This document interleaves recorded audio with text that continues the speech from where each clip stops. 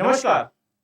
Prince civil services YouTube channel में आपका स्वागत है। मैं वैभव कुलश्रेष्ठ और आज हम चर्चा करेंगे आरएएस प्रीलिम्स 2021 के प्रीलिम्स के पेपर में जो इकोनॉमी सेक्शन से प्रश्न आए हैं भारत और राजस्थान की अर्थव्यवस्था से संबंधित, उन पर चर्चा करेंगे और जानेंगे क्या सही उत्तर है। तो चलिए शुरुआत करते हैं सबसे पहले प्रश्न से। और सबसे पहला प्रश्न है, राजस्थान सरकार के द्वारा अभी हाल ही में घोषित उड़ान योजना की कौन सी ऐसी विशेषता है जो इन चारों कथनों में से गलत है, उसके बारे में हमें बताना है। तो ये उड़ान योजना ये संबंधित है किशोरियों, महिलाओं के लिए जो सैनिटरी नैपकिन बांटे जाएंगे, उनके स्वास्थ्य और व्यक्तिगत शारीरिक सुरक्षा के प्रति उनको जागरूक बनाने के लिए, उससे संबंधित ये उड़ान योजना है। ये योजना 19 नवंबर 2021 से लागू होगी, ये बात बिल्कुल सही है। उद्देश्य भी बिल्कुल सही है कि महिलाओं को बेहतर स्वास्थ्य और व्यक्तिगत शारीरिक स्वच्छता के प्रति जागरूक बनाना है इसका उद्देश्य। और इसके साथ साथ इसको क्रियान्वयन करने के लिए राज्य में राज्य स्तर पर 2 और जिला स्तर पर एक ब्रांड एम्बेसडर भी बनाए जाएंगे। और इस योजना के अंतर्गत प्रदेश की सभी महिलाओं को 19 नवंबर 2021 से सैनिटरी नैपकिन निःशुल्क मिलेंगे, ये भी इसमें शामिल है। अर्थात देखा जाए तो चारों ही कथन इसमें सत्य हैं। जब ये योजना आरंभ में समाज के प्रति जब ये योजना आरंभ में हमारे बीच आई, उस वक्त इसका उद्देश्य सभी महिलाओं के लिए नहीं था। उस वक्त ये उद्देश्य था कि किशोरियों और जो छात्राएं हैं जो स्कूल और कॉलेज में जाती हैं उनको दिए जाएंगे, लेकिन बाद में इसका स्कोप बढ़ाकर सभी महिलाओं को उसमें कवर कराया गया, इसीलिए चौथा कथन भी सत्य हो जाता है। तो देखा जाए तो ये प्रश्न आपके लिए एक बोनस होगा। इसके बाद अगला प्रश्न है, मुख्यमंत्री चिरंजीवी स्वास्थ्य बीमा योजना की कौन सी विशेषता गलत है? पहला, योजना के अंतर्गत विभिन्न बीमारियों के 1576 प्रकार के पैकेज और प्रोसीजर्स उपलब्ध है। ये बात बिल्कुल सही है। मुख्यमंत्री चिरंजीवी स्वास्थ्य बीमा योजना राजस्थान की है, जिसमें यहाँ के चीफ मिनिस्टर श्रीमान अशोक गहलोत जी ने इस योजना का आरंभ किया, जिसमें 1576 प्रकार के पैकेज रखे गए हैं। और इस योजना के अंतर्गत गंभीर बीमारियों हेतु 4.5 लाख रुपए की राशि का बीमा कवर किया गया है, जबकि जो बहुत साधारण सी बीमारियां हैं जैसे नजला जुकाम वगैरह, उसके लिए 50,000 रुपए की राशि दी जाती है। तो कुल मिला के 4.5 और 50,000 मिलके 5 लाख हो जाता है। तो दूसरा कथन भी सत्य है। और इस योजना की शुरुआत 1 मई 2021 से की गई है, यह भी इसमें सही है। इसके बाद अगला कथन है कि मरीज जिस बीमारी के लिए अस्पताल में भर्ती होता है, तो उसके भर्ती होने से 5 दिन पहले और डिस्चार्ज होने के 10 दिन बाद तक अस्पताल में जितनी भी जांचें और दवाइयां परामर्श करने का जो भी खर्च आता है, वो इसमें देय होगा, सरकार उसको वहन करेगी। तो यहां पर यही कथन बस गलत हो जाता है कि मरीज जब एडमिट होता है तो उसके 5 दिन पहले से तो कवर होता है, लेकिन डिस्चार्ज होने के 15 दिन बाद तक का कवरेज मिलता है। सिर्फ 10 दिन लिखा हुआ है यहाँ पर। सही कथन तब होता है जब यहाँ पर 15 दिन होता। अतः कथन 4 इसका गलत है और इसीलिए हमारा ये कथन 4 सही उत्तर है। अगला प्रश्न है, राजस्थान बजट 2021-22 के अनुसार फिनटेक डिजिटल विश्वविद्यालय की स्थापना किस जिले में होगी? तो इस साल के राजस्थान के बजट में फिनटेक डिजिटल विश्वविद्यालय की स्थापना की बात की गई है और ये जोधपुर में स्थापित करने की बात की गई है। अतः विकल्प 4 सही उत्तर है। और ये जो फिनटेक है, ये इसका मतलब होता है फाइनेंशियल टेक्नोलॉजी। फाइनेंशियल टेक्नोलॉजी की शॉर्ट फॉर्म हो जाती है फिनटेक और उसी से बन गया है फिनटेक। अर्थात जो भी फाइनेंशियल टेक्नोलॉजी में प्रोसेस आते हैं, उनके ऊपर एक अलग से कोर्स कराया जाएगा, जो है फिनटेक डिजिटल विश्वविद्यालय के अंतर्गत। अगला प्रश्न है, राष्ट्रीय कृषि विस्तार एवं तकनीकी मिशन में वित्त पोषण में राजस्थान सरकार का हिस्सा क्या है? तो राष्ट्रीय कृषि विस्तार और तकनीकी मिशन में वित्त पोषण में राजस्थान सरकार और केंद्र सरकार ये दो मिलकर इसकी फंडिंग करती हैं। केंद्र सरकार के जिम्मे इसका 60% भाग आता है, वहीं राजस्थान सरकार के जिम्मे इसका 40% भाग आता है। तो इस तरीके से यहां पर विकल्प तीसरा सही हो जाएगा। इसके बाद अगला प्रश्न है, राजस्थान में सतत विकास लक्ष्यों के प्रभावी क्रियान्वयन हेतु निम्न में से किस विभाग को नोडल विभाग नियुक्त किया गया है? पहला है प्लानिंग कमीशन आयोजना विभाग, दूसरा उद्योग निदेशालय, तीसरा मानव संसाधन विकास विभाग, चौथा है मुख्यमंत्री कार्यालय। तो आयोजन विभाग जो राजस्थान का है उसको सस्टेनेबल डेवलपमेंट गोल्स के प्रभावी क्रियान्वयन के लिए नोडल विभाग राजस्थान में नियुक्त किया गया है। अतः यहां पर विकल्प ए सही उत्तर है, विकल्प एक आयोजना विभाग। इसके बाद अगला प्रश्न है निम्नलिखित में से कौन आयुष्मान भारत प्रधानमंत्री जन आरोग्य योजना के क्रियान्वयन हेतु उत्तरदायी है? तो राजस्थान में चलती है ये आयुष्मान भारत प्रधानमंत्री जन आरोग्य योजना और इसमें विकल्प में उत्तर दिए गए हैं। पहला विकल्प भारतीय बीमा विनियामक और विकास प्राधिकरण, दूसरा विश्व स्वास्थ्य संगठन और तीसरा है राष्ट्रीय स्वास्थ्य प्राधिकरण, चौथा है नीति आयोग। तो आयुष्मान भारत प्रधानमंत्री जन आरोग्य योजना के क्रियान्वयन की जिम्मेदारी दी गई है राष्ट्रीय स्वास्थ्य प्राधिकरण को, अतः विकल्प तीसरा सही उत्तर है। इसके बाद अगला प्रश्न है वर्ल्ड हैप्पीनेस इंडेक्स 2021 में भारत की रैंक क्या है?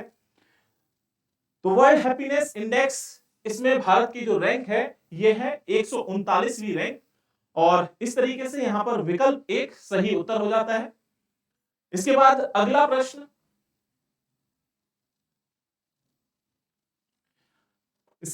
प्रश्न है व्यापार सुगमता रिपोर्ट 2020 के अनुसार ईज ऑफ डूइंग बिजनेस सूचकांक 2019 में भारत का कौन सा स्थान रहा है? तो ease of doing business index में भारत का जो स्थान रहा है ये 63वां स्थान है, अतः विकल्प तीसरा इसका सही उत्तर है। इसके बाद अगला प्रश्न है राजस्थान में राष्ट्रीय ग्राम स्वराज अभियान के संदर्भ में निम्नलिखित में से कौन सा कथन गलत है यह हमें बताना है। पहला, इस योजना का नारा आपनी योजना आपनो विकास है। दूसरा, पंचायत सशक्तिकरण अभियान का ही नाम बदलकर राष्ट्रीय ग्राम स्वराज अभियान किया गया है। तीसरा, इस योजना में विशेष ध्यान जनप्रतिनिधियों और कार्मिकों के क्षमता संवर्धन पर है और चौथा है इस योजना में जो वित्त पोषण फंडिंग की जा रही है वो केंद्र और राज्य सरकार के बीच 60:40 के रेशियो में है। तो राष्ट्रीय ग्राम स्वराज अभियान जो कि राजस्थान में चलाया जा रहा है उससे संबंधित कौन सा गलत कथन है ये हमसे पूछा गया है। यहां पर आपको दिखाई देगा पहला कथन कि इस योजना का नारा आपनी योजना आपनो विकास, ये वास्तव में ये नारा दिया गया था कि राजस्थान के अंदर जो ग्राम पंचायतें हैं उनको सशक्त करना और इसका तात्पर्य यह है कि प्रत्येक गांव की ग्राम पंचायत अपनी योजना स्वयं बनाएगी और अपना विकास स्वयं करेगी, इसीलिए उसको ये नारा दिया गया था। ये राष्ट्रीय ग्राम स्वराज अभियान बिल्कुल एक अलग अभियान है, अतः पहला इसका सही उत्तर है। अगला प्रश्न है 1 अप्रैल 2020 को भारत सरकार के द्वारा शुरू की गई अटल भूजल स्कीम में सहायता उपलब्ध करवाने वाली संस्था कौन सी है? पहला है एडीबी एशियन डेवलपमेंट बैंक, दूसरा है आईबीआरडी और पुनर्निर्माण और विकास हेतु यूरोपीय बैंक, तीसरा है अंतः अमेरिकी विकास बैंक, चौथा है विश्व बैंक। तो यहां पर अटल भूजल स्कीम में सहायता उपलब्ध कराई है वर्ल्ड बैंक ने, अतः विकल्प 4 सही उत्तर है। अगला प्रश्न है औद्योगिक उत्पादन निर्देशांक जो कि भारतीय अर्थव्यवस्था में औद्योगिक क्रियाओं का मापक है, इसमें क्या शामिल नहीं किया जाता है यह पूछा गया है, अर्थात आईआईपी में किसको कंसीडर नहीं किया जाता है। तो देखिए विनिर्माण को इसमें कंसीडर किया जाता है, खनन को कंसीडर किया जाता है, इलेक्ट्रिसिटी को कंसीडर किया जाता है, इनका अपना वेटेज भी है। जो मैन्युफैक्चरिंग है विनिर्माण उसको लगभग 77.6% के आसपास वेटेज दिया गया है, वहीं जो खनन है ये लगभग 14% के आसपास आता है इसका वेटेज, और इसके बाद जो विद्युत है ये लगभग 7.38 के आसपास इसका परसेंटेज वेटेज है, और इस तरीके से रिमेनिंग रह जाता है गैस और जलापूर्ति, और इसीलिए विकल्प 2 इसका सही उत्तर है। इस गैस और जल आपूर्ति को हम आईआईपी के लिए कंसीडर नहीं करते हैं। अगला प्रश्न है राजस्थान की परवन बहुउद्देशीय सिंचाई परियोजना किन जिलों में चलाई गई है और कहां पर यह बेसिकली सिंचाई सुविधा प्रदान करेगी? पहला झालावाड़, बारां, कोटा, दूसरा कोटा, बूंदी, झालावाड़, तीसरा टोंक, बूंदी और कोटा, और चौथा है झालावाड़ और भीलवाड़ा जिला।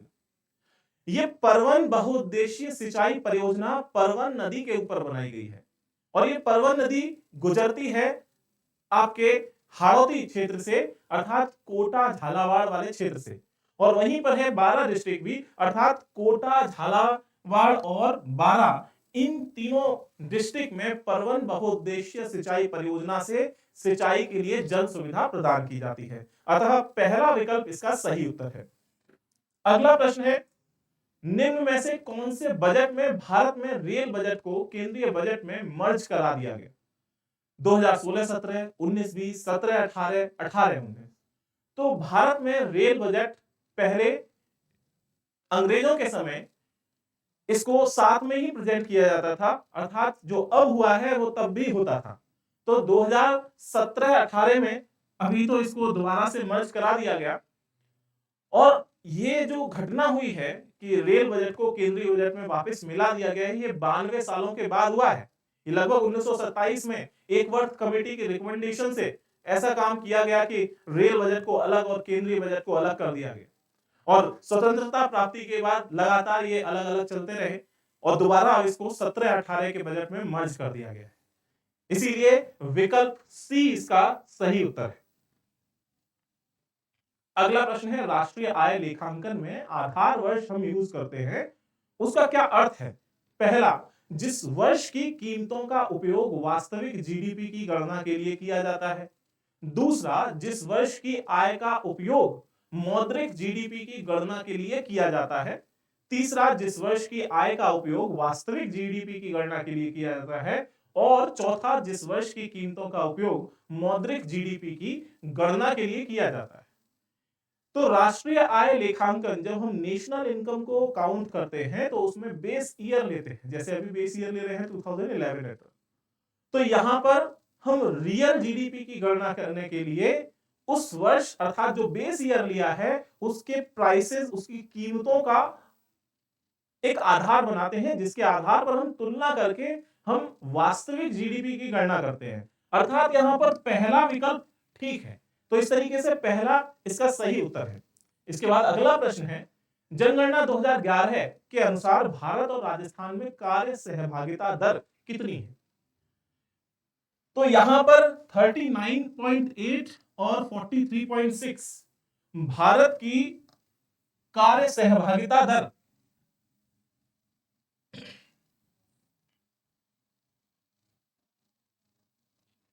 भारत में कार्य सहभागिता दर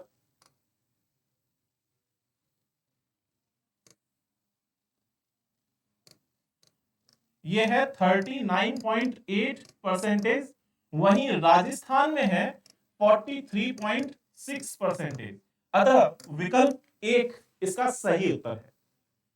इसके बाद अगला प्रश्न है कि लघु और सीमांत किसानों को पेंशन के उद्देश्य से प्रधानमंत्री किसान मानधन योजना कब आरंभ की गई? तो यह योजना आरंभ की गई थी 12 सितंबर 2019 को, और इसीलिए इसका चौथा विकल्प सही उत्तर होगा कि 12 सितंबर 2019 को लघु और सीमांत किसानों को पेंशन देने के लिए प्रधानमंत्री किसान मानधन योजना आरंभ की गई थी। अगला प्रश्न है, निम्नलिखित में से कौन सा जिला राजस्थान में मरु त्रिकोण का भाग नहीं है?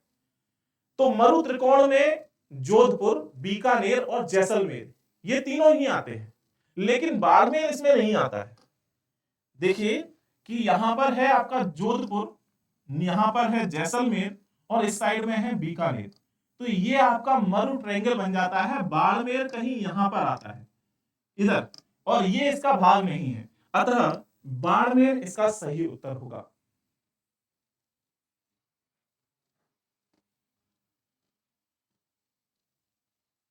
अगला प्रश्न है, 2021-22 के राजस्थान बजट में विद्युत पर कुल व्यय का कितना प्रस्तावित किया गया है, यह हमको बताना है। तो राजस्थान बजट में विद्युत पर कुल व्यय का प्रस्तावित योजना में 14.32% भाग को यह प्रपोज किया गया है कि हम इतना भाग विद्युत के लिए खर्च करेंगे। अतः विकल्प ए इसका सही उत्तर है।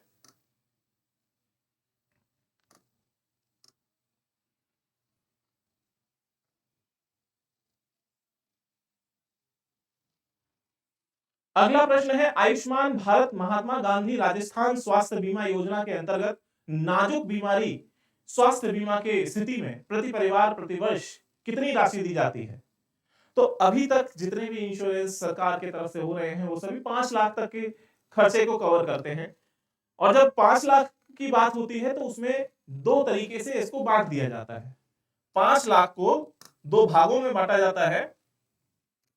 ये है 5 लाख रुपीस का इंश्योर्ड अमाउंट, उसको आप दो भागों में बांट दीजिए। एक है 4.5 लाख और दूसरा है सिर्फ 50,000 रुपए। 50,000 रुपए खर्च किए जाते हैं जो सिंपल बीमारियां हैं, आपको थोड़ा सा जुकाम हो गया, बुखार आ गया, तो उनके लिए 50,000 रुपए तक ठीक है। लेकिन यहां पर पूछा गया है कि जो नाजुक बीमारियां हैं, जो क्रिटिकल इलनेस है, उसके लिए कितना दिया जाता है? तो वो है 4.5 लाख। और ये 4.5 लाख प्लस 50,000 मिलकर हो जाते हैं 5 लाख। तो इस तरीके से यहां पर इसका सही उत्तर होगा स्टेटमेंट 4, कथन 4। अगला प्रश्न है, महिलाओं के सशक्तिकरण हेतु इंदिरा महिला शक्ति निधि की शुरुआत कब हुई थी?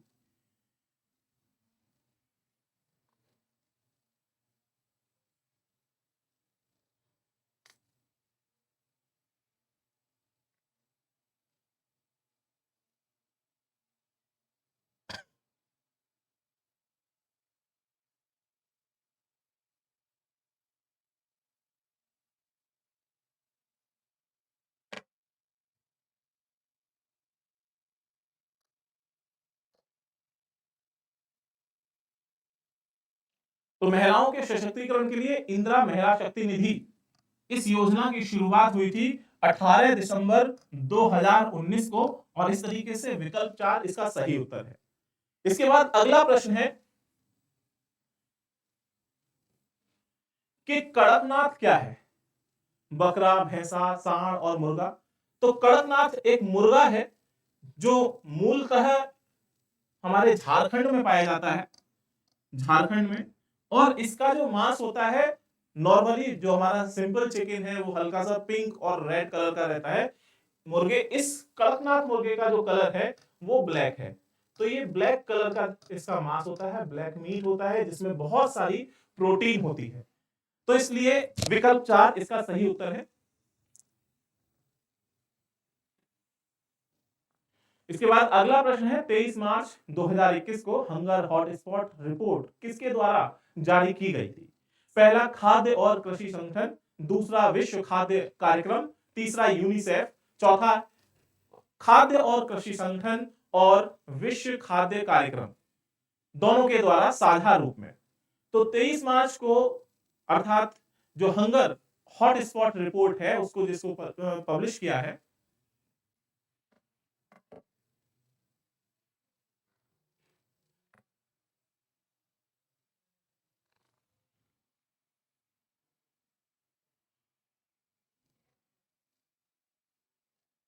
वो खाद्य और कृषि संगठन के साथ साथ यहां पर विश्व खाद्य कार्यक्रम दोनों ही हैं। अर्थात यहां पर ये कथन 4 हमारा सही उत्तर होगा कि खाद्य और कृषि संगठन और इसके साथ साथ विश्व खाद्य कार्यक्रम दोनों ही मिलकर इस रिपोर्ट को पब्लिश करते हैं, हंगर हॉटस्पॉट रिपोर्ट को।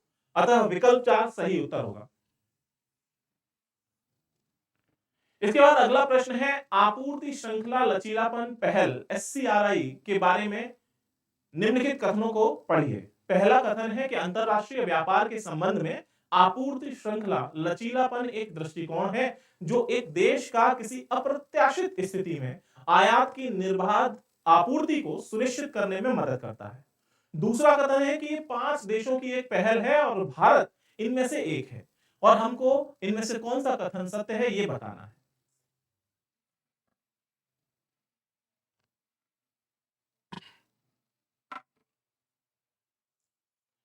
तो सबसे पहले तो ये जो आपूर्ति श्रृंखला लचीलापन पहल है, ये 5 देशों की पहल नहीं है, ये मूलतः 3 देशों की पहल थी। ये 5 देशों की पहल नहीं है, मुख्यतः 3 देशों की पहल थी इसमें। एक तो हमारा इंडिया, दूसरा ऑस्ट्रेलिया और तीसरा है जापान। ये 3 देश इसमें मिले थे और इसके साथ अब यूएस भी इसमें मिल चुका है, तो कुल मिला के 4 देश होते हैं, 5 देश नहीं, इसलिए दूसरा कथन तो गलत हो गया। फिर बात आती है इसके पहले कथन की कि आपूर्ति श्रृंखला, नाम से ही क्लियर है कि आपूर्ति की जो श्रृंखला है, जो हमारी फूड सप्लाई चेन है, सप्लाई चेन्स है, वो फ्लेक्सिबल रहे, ताकि कभी कोई अप्रत्याशित स्थिति, जैसे कि कोरोना की सिचुएशन में हमें बहुत सारी चीजें आयात करनी थी, तो उसमें कोई डिस्टरबेंस ना हो, हम अपनी जनता को आसानी से कहीं से भी वस्तु को आयात करके उनको उपलब्ध करा सकें, तो उसके लिए इसको बनाया गया है और इसीलिए पहला कथन इसमें सत्य हो जाता है। तो इसका जो सही आंसर है वो है पहला कथन, क्योंकि पहला कथन सही है। इसके बाद अगला प्रश्न है कि नाबी एमजी क्या है? तो नाबी एमजी ये एक गेहूं की किस्म है और इसको हम ब्लैक व्हीट कहते हैं। इसका जो रंग होता है वो भी काले कलर का है। तो इस बार कड़कनाथ और नाबी एमजी, वो भी काला होता है उसका मांस, और नाबी एमजी ये भी काले कलर का ही गेहूं होता है। तो गेहूं की एक किस्म है, अतः पहला कथन इसका सही उत्तर है। इसके बाद अगला प्रश्न है, निर्यातक बनने के आकांक्षी लोगों के लिए प्रारंभ किया गया मिशन निर्यातक बनो किसके द्वारा प्रवर्तित किया गया है? पहला रीको, दूसरा उद्योग विभाग जो राजस्थान सरकार का है, तीसरा उद्योग विभाग राजस्थान सरकार और रीको इन दोनों के साथ जॉइंट वेंचर है, चौथा है राजस्थानी फाउंडेशन और रीको के द्वारा। तो निर्यातक बनने के आकांक्षी लोगों की हेल्प करने के लिए मिशन निर्यातक बनो ये प्रवर्तित किया गया है भारत सरकार के नहीं, राजस्थान सरकार के उद्योग विभाग के द्वारा, और उद्योग विभाग राजस्थान सरकार के साथ साथ राजस्थान का रीको भी इसमें शामिल है, ताकि राजस्थान के लोग निर्यात करें और निर्यात करने से हमारे देश में पैसा आएगा और उसके कारण हमारा डेवलपमेंट ज्यादा होगा। अतः यहां पर विकल्प 3 सही उत्तर है।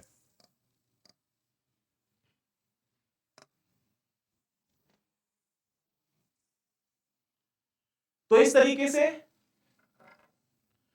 तरीके से आज हमने बात करी राजस्थान प्रीलिम्स 2021 के आर्थिकी विशेषांक के बारे में, आर्थिकी में कौन कौन से प्रश्न आए थे इनके ऊपर चर्चा की।